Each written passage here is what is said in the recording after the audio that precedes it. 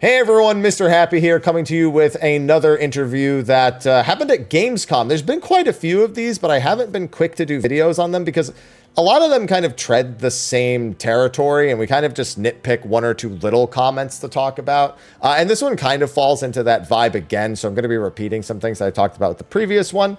But there's one bit of information that's actually a bit insightful, and it has to do with the Viper job, which actually gets brought up here, and I believe the second question from this interview. This is from Eurogamer.net. You can see at the bottom, Ed Nightingale was the interviewer, deputy news editor as well. I'll include a link to this in the YouTube video description, so you can go to there and comment on it and do whatever else. You know, the usual stuff. Show support to the original material itself. So with that, it starts kind of the same as all the other interviews. Talk about how Dawntrail just released back in June. You know, it's following up the story of Endwalker. The reaction to it's been somewhat mixed, and they specifically call out the shallow first half. But then he got to ask Yoshi-P about a handful of these things. Now, the first question is, I think literally every interview I've read out of Gamescom, it made me think it was a roundtable discussion for a second. They all ask about the criticism to the story. This person's a little bit more specific about asking about the slightly slower first half and it being split into two halves, the Scions not getting quite enough screen time, which I don't know about you, but I'm in that boat where like I'm okay with the Scions not being around so much. If we were to move forward and, you know, just get a whole new kind of cast and crew that isn't just the Scions, like I've always been in that boat, so that part didn't bother me in particular. And then he asked about how they listen to feedback. Now, this is pretty much the recurring theme across the entire interview, is gauging how the team sees feedback on specific things from Dawntrail so far and how they respond to it, which is pretty important because when we make expectations for what to expect in the future, player feedback is usually pretty key and crucial. And so for this one, they talk about how the first half they received feedback that the tempo wasn't really good. It was a little too slow, but that they really wanted to set up all the new cultures, all the new people.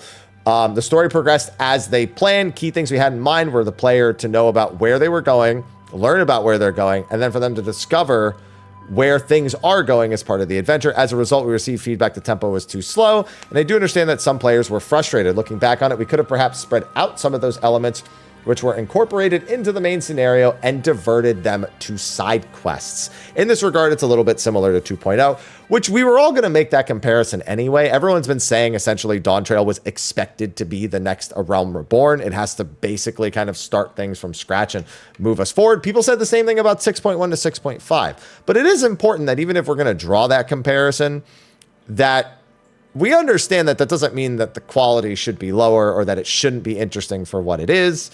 And so I feel like there's been like a common like, oh, well, it's like this, so it's fine. And it's like, it still needs to be a decent quality. And I definitely agree that certain things probably could have been made side quests, but Dawntrail's story was pretty short as it was, or at least it felt short after doing Endwalker. So I don't know. Yeah, they probably could have moved certain elements around. We did get a lot of background and side story lore. And on top of that, we have the actual side story quests as well, which I haven't even gotten to for the most part. When things become complicated later in the story, we haven't gone through the process of ensuring the players know about the world they're in, then they won't know what's going on. On one hand, there were players who appreciated being able to learn in detail about everything in advance. I'm more in that boat. I was actually okay with Dawntrail largely. I like learning about new cultures and stuff, but I wouldn't have minded if that stuff was relegated to side quests either, and I think that could have probably improved the pacing. There's another group of players that wanted to progress at a faster pace, completely understand where they're coming from. So once again, we could have diverted some of those aspects to side quests. So for players who are interested in learning more, they could go and do the side quest. This is one learning we've taken on and would like to make the best of this moving forward in our development. So big takeaway, MSQ, if they're going to be more closely assessing what deserves to be part of the story and what deserves to be part of just the experience of learning about the world, which is kind of the overall expansion vibe. And again, relegating it to side quests. So that's pretty valuable takeaway that may mean improved pacing with certain story elements going on in the future. And hopefully, especially going into 8.0, I'm curious to see how that will shape 8.0's story structure in particular. Because at that point, I mean, without knowing where we're going in 8.0, we don't know how much of this relearning process we have to do like we did with going to Tyrol. So that's going to be the big question. However, with regards to the Scions playing a more active role later on, truth be told, something I intentionally wanted to try out. I'm kind of glad they did. I understand there's people who always want the Scions to be at the center. There are some people who are requesting something new instead. I'm in that category, so it was a conscious effort. It was kind of weird, though, because we still have Scions around for a lot of it. It's just a matter of when and how much. So I think that's fine to just have a few Scions be a part of it, but they'd also make sometimes when they show up, just like, what are you doing here? Like you kind of get why they're there, but it's just like, I feel like they should be more comfortable leaving Scions out entirely and not just throwing them in at like a halfway point or at like some random cutscene or whatnot. Like I think it's better to commit all the way to not having them around all the time. Really at the limits of what we can do in terms of showcasing the Scions to the fullest in the story. If we wanted to have them all stand out as key parts and to be part of one story, it's an extremely difficult process. I think moving forward, we'd like to consider certain situations. For example, maybe only half of the Scions appear. Maybe there'd be a story where only Alpha and Alcite. Yeah, that's probably for the better. We have to take this approach. Otherwise, we will not be able to create a story that we would be satisfied with. Yeah, because if they just keep showing up to everything, then it's just like, all right, well, Scions, you know. Some people might be saying, why isn't Dishtola here? But if that's the case, it's because we are at our limits. We can't always have the all-star cast. Yeah, no, I think he's right, and I'm glad they kind of see that they're at that limit because they need to move on and create new characters and like long-lasting bonds and friendships and stuff like that. You're very close to the community, such as with FanFest and live streams. Is there a danger of listening too much to the players? Yes. For instance, with the recent changes to Viper, how do you balance doing what you want to do and also listening to the community? Now, this is especially interesting. I don't know about everyone else, but when I heard them say that they received complaints that Viper was too busy, I was like, where? Who? We were already like, other than the debuff, it's kind of one of the easier jobs to play. So who's complaining about that? So this is obviously a very interesting topic. Firstly, with regards as to why I keep a close distance to the community, I think that's really an appropriate way to approach it, but rather, it's not really an appropriate way to approach it, but rather to me, it's really important to have a mutual understanding between both sides in this genre. Very true. Starting back with Ultima Online, I played a lot of MMOs, and my history as an MMO player is really long. I know developers release patch notes, and there's a group of players who don't read them. Do you understand how many raid groups I've been in where somebody asks me something that's in the patch notes and they'll be like, so where's Savage unlock? Like, bro, we're doing world first. You don't even know where it unlocks. You don't know where the Wandering Minstrel, like, anyway. And the patch notes only explain about what has changed, so certain players may read them and be like, hey, why have they gone and nerfed my class? Why have they adjusted my job? And I've encountered this kind of situation time and time again. Yeah. Of course, whichever development teams are behind those games, they believe they must really want their players to enjoy the game, and that's what's behind their motivation for updating it. The desire to carry out those changes and need to carry out those changes are not accurately conveyed to the players, and consequently, among the player bases, they have increased sense of frustration. Then players themselves start to suspect developers are not even playing their own game. It's, dude, everybody makes a World of Warcraft joke every time Yoshi-P says that. Everyone thinks it. They're just like, oh, you mean like he's talking about the WoW devs, isn't he? Trust me, they're probably not the only ones. They're far from the only ones. But like everybody thinks it every time he says that. As a result, a lot of people start dropping out of the game. That's not true for WoW. Definitely a lot of people have, but like it's still very popular. And that has a negative impact on the developers. The people in charge of the development team will change and just continues to go downward from there. I've encountered this kind of situation again and again during my time as a player. No, but he right, though. He right. With 14, you can look at it as our world, but to put it another way, we can say it's our country of sorts. We need to make rules within the game so there's a sense of order and everyone can follow those common rules. For example, with regards to battles, there would naturally be rules set out in relation to DPS, and those rules would be set forth from our side. Naturally, because we are the people who are operating the game, we need to be the ones making the rules, but players need to understand, why are those rules there? Why are things nerfed for a certain reason? They would question why those things happen, but if we from the development and operations side clearly explain those reasons, player may be able to understand. Yeah, essentially just saying communication's key.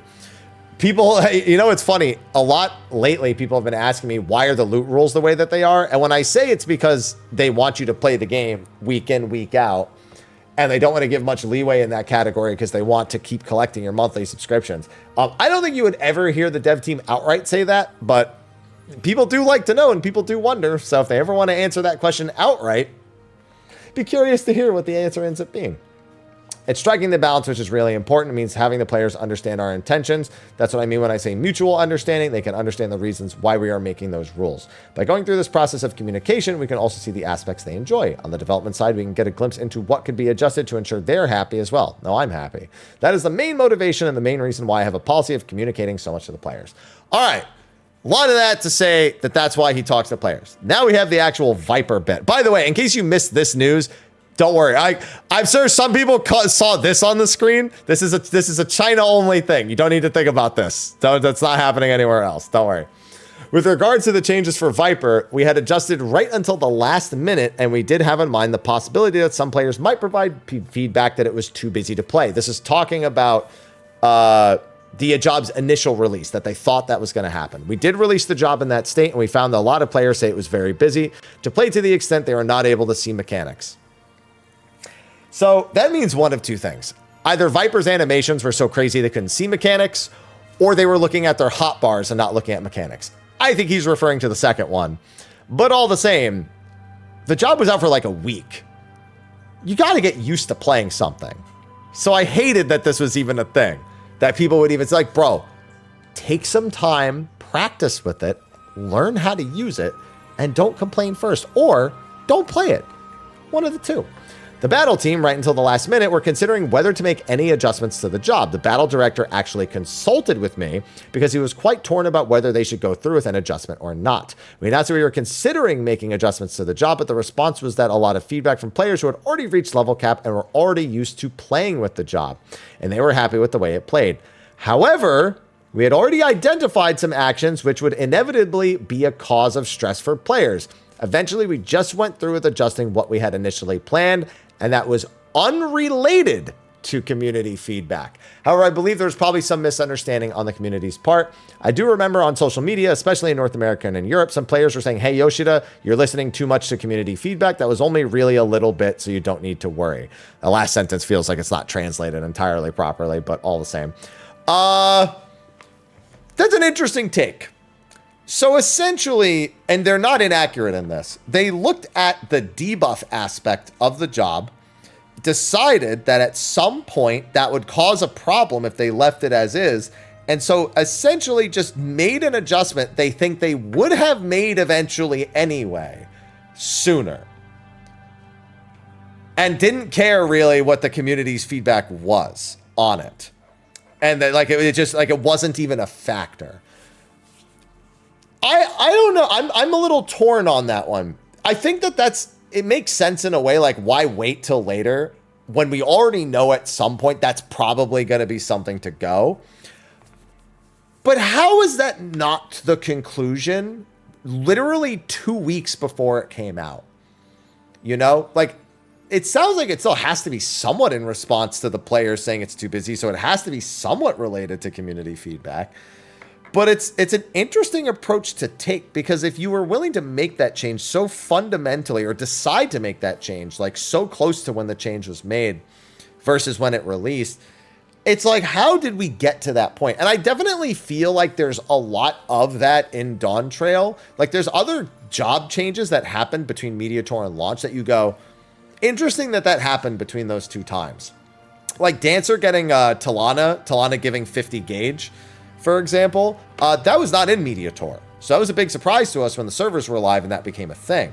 And it makes sense on paper because you want to guarantee Dance of the Dawn.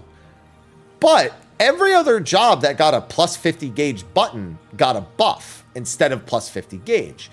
So, like, was the decision making too rapid on that one? Did they decide it was like an aspect that was unique to the Dancer?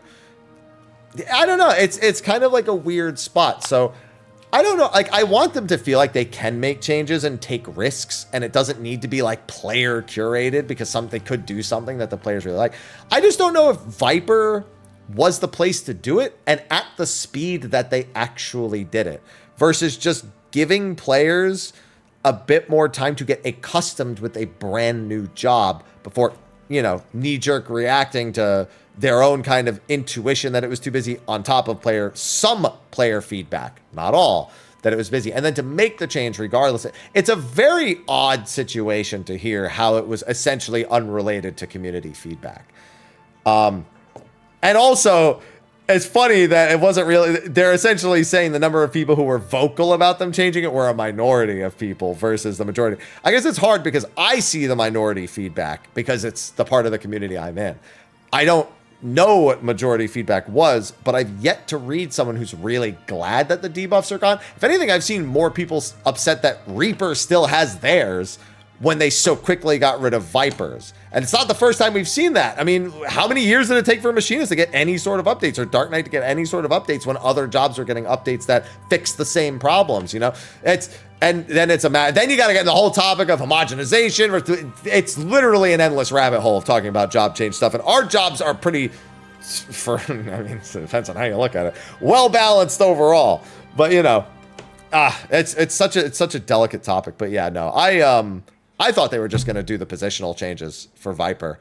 I thought they were going to like rip the positionals off of like their Dread Viper or whatever it's called, their two-handed combo. That's the thing I thought they would do, and I thought that would have been enough, but no, they made it like straight up brain off at this point. And for some people that works. Maybe that's exactly what it needed to be. I don't know. It doesn't appeal as much to me. With each expansion, the game has grown massively. New characters, new areas, new jobs. Do you foresee a point where it's too big and unwieldy? And how are you aiming to avoid that? I actually asked a similar question at the media tour, where if they felt like there was a point where they couldn't add 2 jobs per expansion because it was too much. And Yoshida himself said, would the players even accept that? Like, because they understand how exciting job releases are. So they were just like, I don't know. He's like, I don't even know if the players would accept something like that. He wasn't even thinking about it on the dev team. He's like, it doesn't matter what the dev team thinks. It's like, the players, we need something that excites the players. For the fact that players would not be able to complete all content, as an MMO player myself, I know the greed. 14, we have lots of different content. Players can enjoy the game in a lot of different ways. There are housing enthusiasts who are completely indifferent to ultimate raids. So it doesn't matter to them whether ultimate raids are there or not. On the other hand, we have hardcore battle players that are super invested in ultimates, but might not like housing. And again, we have a group of players that are really interested in fishing. Those players who are really hardcore and ultimate raiders, they want an ultimate raid every patch. People are into housing, want more types of houses every patch. They want bigger plots. They want more possibilities for customizing their house. He knows what they want. I don't think there's going to be people who say, oh no, we don't want any more content. We wouldn't say that. For me, the ideal for an MMO is to have so much volume of content that you cannot actually play through it all. Because what I have in mind is that you would log into the game and just think to yourself, what should I do today? Should I do this or should I do that? There's so much volume that you can just consider, like you would in real life, what you want to do based on your mood. We want to continue to expand the game, continue to create new content, and also continue to maintain our older content so it's always relevant. Then buff Hunt EXP, please. Tired of these things disappearing in half a second. Do something with it. I think doing this is necessary to continue as an MMO.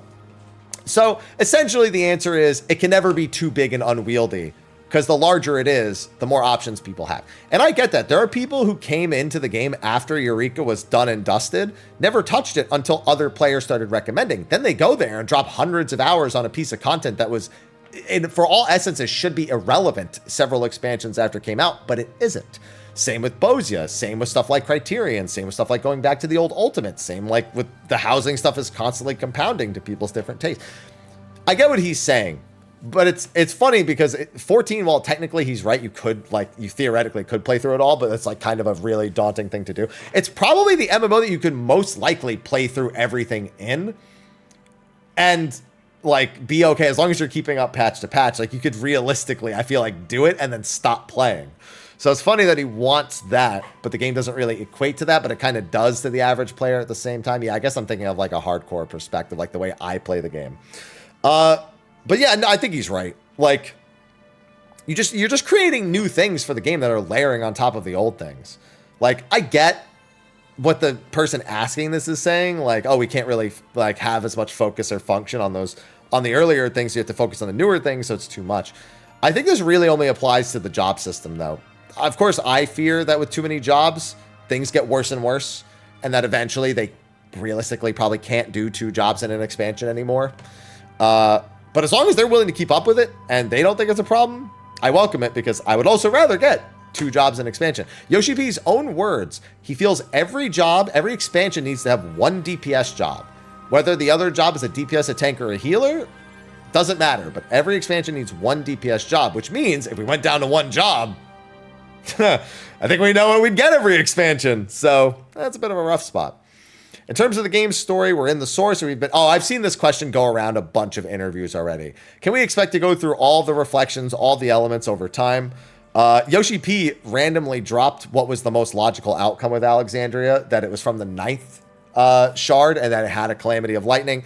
If you know the time frame of everything, you know that it was realistically the most likely possibility. The 9th was really more of a referential thing because it was open. We didn't know if it was the 9th. But that was the biggest speculation, is that Alexandria came from the 9th. Because you had to eliminate the actual, rejoining that was caused by a Calamity of Lightning, because it's not there anymore. But the 9th had one and wasn't rejoined, so it's all sorts of messed up. In terms of the game story, we're in the source. We've been to a couple of reflections. Yeah. It might be possible, but on the other hand, it might not be possible. We could be going down the road to a multi-universe and involve things in parallel worlds. So we were to give you a hint of that we would be going to all reflections in the next expansions. Let's say we've already been to reflection A, so people would know we would be going to reflection B or C. There really wouldn't be any sense of excitement. We want to ensure that we keep the excitement. That's why we don't go into specifics. We could also go to the past. We could go to the future. I don't want to limit the possibilities because we really do want to keep our players excited. Yeah, he said something almost identical in another interview, essentially saying like, oh yeah, listen, we could do all these crazy things if we really wanted to. I don't want to say we're doing one thing. So he's not saying that we're doing multiverse. He's not saying we're going to the past or the future. He's just saying there's no reason to exclude those things. It's not like a checklist of, hey, we have to go to A, B, C, and D. And so players should expect to do that at any given time or in any given order. So, yeah, a pretty simple, safe answer. Dawntrail marks the release of the game on Xbox. How does that help to grow the success of the game and grow the audience? Do you feel there is a market for Japanese games on Xbox? What do you have to say about that, Yoshi-P? Players have been waiting for a long time for the Xbox release. We've seen a really strong response on Xbox. We've seen communities start to establish, and now they're growing. So we've had a pretty good response on Xbox. Yeah, so here's the big thing. Some people are going to laugh at that statement and be like, yeah, sure. But Xbox had a pretty major problem on Dawntrail's release where they basically got kicked off the game every 20, 30 minutes. And it was very vocal. The number of people who are experiencing that issue is very vocal. Now, if a lot of people are being vocal about it, that means there's probably a lot of people not being vocal about it as well, which means there's probably at least a semi-decent player base on Xbox, more so than I think people would realistically give it credit for. There are also some people who would probably were playing on other platforms, but then they use their Xbox a lot, so it was more convenient to use it. So there's definitely an overlap there. But there is no doubt at least a decent number of people on Xbox, despite how much we like to joke and meme on it. So yeah, I think he's probably being honest about that one. With 14 as an opportunity, we can take this opportunity to strengthen the community on Xbox towards the Final Fantasy franchise. I think that's a great way to look at it. I think it's where we would take more communication and work on establishing the community going forward, and this is important not just for 14, but for Square Enix. With 14's release on Xbox, Phil Spencer spent a lot of time and a lot of effort to put in a lot of heart. I don't believe that for a second. I don't believe Phil put in a lot of effort into this one. I saw him at the announcement. He was trying hard just to be there. We'd like to make the best of that and further deepen the relationship with Xbox gamers moving forward. So he's incredibly right. Square Enix on Xbox as a whole has been a joke for a long time. They had a brief effort with it during the 360 era. We saw 11 go to Xbox. We saw several other games start to go to Xbox. But then we went into the PlayStation and PC era, mostly PlayStation era Final Fantasy again after that. It was like it started Nintendo, then was PlayStation, then tried Xbox while doing PlayStation and whatnot, and then almost went exclusively back to like PlayStation and like Nintendo with some of the side titles. And honestly, you're just kind of screwing yourself by doing that. Like, I'm not a big Xbox console fan, but the bottom line is, I don't think the exclusivity, and I think they realize that now, given their recent statements, that their exclusivity with platforms has done no good for the company as a whole. Yeah, it's nice to get a little bit of marketing. It's nice to get a little bit of, money for your development to get that helped along. But I don't think it served them well versus being on everything all at once. And I think we're about to see that era of Square Enix. I think we're already seeing that era with Square Enix where games are releasing on pretty much everything, as long as it's like a piece of hardware that's strong enough to do it. Heck, Final Fantasy 16 just announced it's going to be on GeForce Now, which is NVIDIA's cloud gaming. So if you don't even have a good enough PC to play it, you can play it through that. Like, that, they're really trying to make sure they don't keep their games really narrow. No more Epic Game Store exclusive nonsense. No more PlayStation. I think like 7's third part might be one of the last like PlayStation exclusives we really see from Square Enix for quite some time.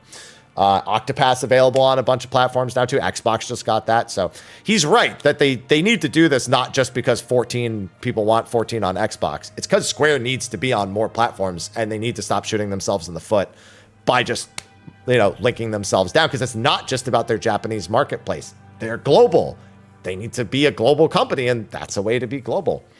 I want you to take this as a general argument when it comes to the Xbox platform and the fact that it's difficult for Japanese titles to be released on that platform. That's tied to the fact that the Japanese market has an extremely low number of users on Xbox. And naturally, because we are Japanese developers, we have a desire for many people in our country to play our games. I think that applies to the developers in any country, whichever country they come from. They may want people from their own country to play their games. Because of that, it's a really tough point in terms of a business standpoint. I think that's generally one perspective of how you can look at things in terms of situation. However, at Square Enix, we have been changing our policy. Now we are moving towards a policy of releasing our games on a multi-platform basis, and we really want as many players as possible playing our titles. So with 14 as the starting point, we want to release more Square Enix games on Xbox, and there will be more of our titles released on Xbox. So I hope players will look forward to future things to come on the platform. Yeah. I mean, I just completely agree. I mean, I'm never going to play it on Xbox, but there's just no reason not to at this point. Again, they're just shooting themselves in the foot. So an overall pretty interesting read. This is one of those interviews that's made for Yoshi-P. He loves explaining things in as great a detail as possible. There are times where I want a really simple answer from him, and it takes him 20 minutes to get me to the answer, because he wants to give every little detail of how a decision was made, why a decision is made, the decision that was made at the end of everything. And you can see that here. This is prime Yoshi-P interview content. So really solid discussion. The Viper thing's still a little bit weird, and I know that's going to be the comment most people latch onto, but all the same, I think it's going to be quite the interesting thing going forward for both Square and Final Fantasy XIV as a whole. And we're definitely going to be paying very close attention to job changes that come out, and whether or not we really think they're feedback related or not. And I'll see. And meanwhile, Dark Knight players are like, please listen to feedback, please. No, they never will. Sorry, Dark Knight. You've been asking for stuff for like a decade almost now. Look where we're at. Anyway, that's going to be a wrap for this video. Be sure to like and subscribe. Be sure to stay tuned for anything else. We should be coming into a decent new season for 14 soon-ish, especially with TGS around the corner. That's going to be for Square Enix as a whole, I assume. But thanks for watching. I'll see you all in the next video. And until then, take care.